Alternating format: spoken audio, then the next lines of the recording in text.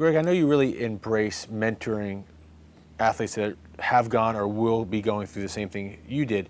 I remember a couple years ago in 2011, after Djokovic won Wimbledon, you called me up and said, I'd really love to get in touch with Novak. He was just about to turn #1, and you'd really love to impart some advice and connect with him and help him through that process.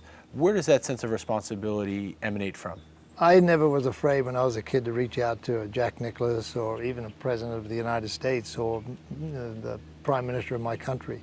I always seeked advice because to me, you don't have to take everything that everybody says to you on board, but you can take a piece of it.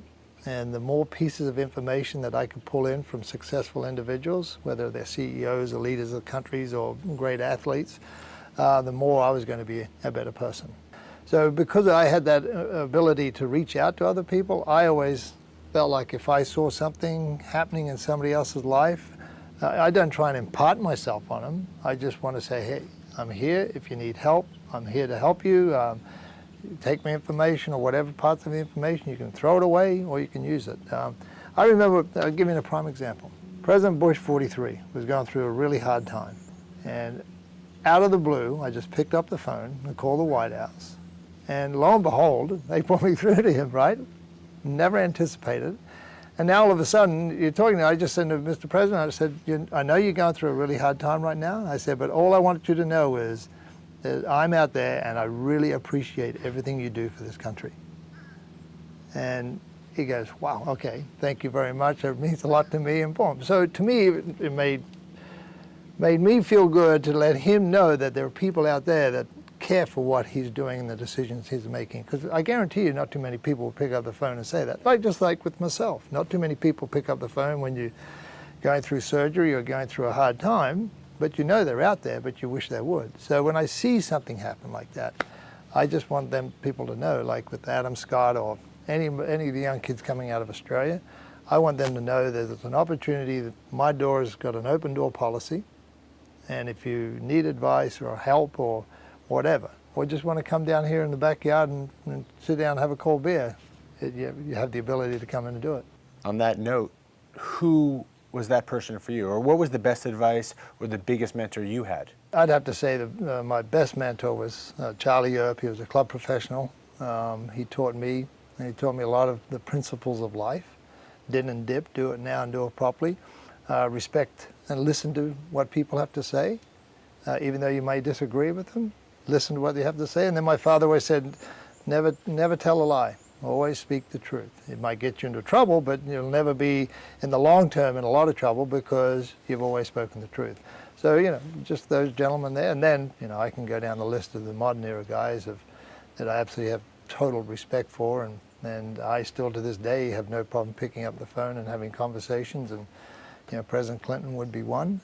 President Bush, 41, would be one. Just from the sheer fact that they're very, very giving individuals.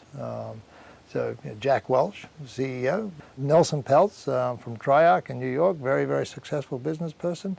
I mean, Paul Fireman from Reebok, still to this day. So there are a lot of givers out there. You just have to ask the giver to give a little bit, and you get a tsunami of information, which is fantastic.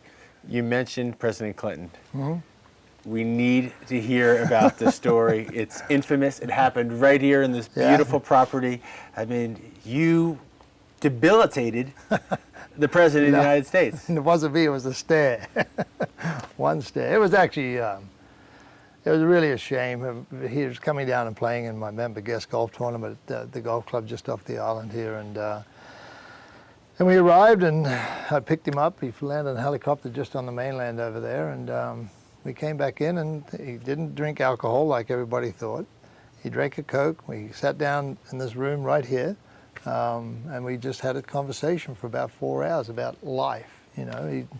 He doesn't sleep much, maybe 2-3 hours a day. And when we're leaving, in the wee hours of the morning, we're walking down the stairs and we're looking at each other, and I was standing to his right and he got his heel caught on the bottom step and the heel didn't give. It stuck, and then his body kept going, and then he just completely tore the quad off his knee, and you could hear this pop.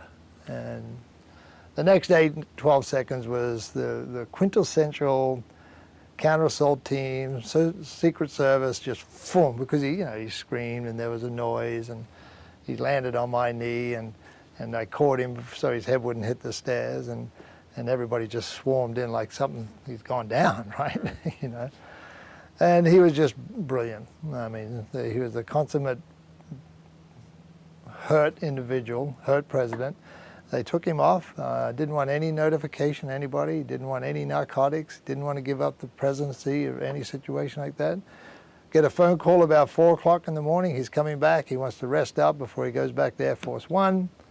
So that doesn't happen, he goes straight to Air Force One at about 5:45 in the morning. I get a phone call, bring your kids, because the president wanted to meet your kids.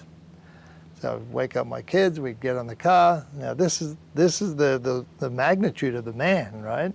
We get in the car and go down there, and he's laying on the couch in Air Force One up in the nose, and his legs up, and he's only taking aspirin, so he's in pain, right? And there he is. He spent time with my kids because he missed meeting them, because he was going to be here for a couple of days.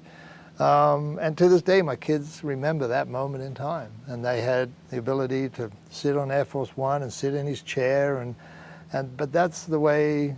I wish that everybody in the world, the public, could see the way these guys are, whether it's President Clinton or President Bush, 41 or 43. All these guys are very much that way. They care about the people underneath them. Roger Federer cares about the people underneath him, and that's the sign of a true leader.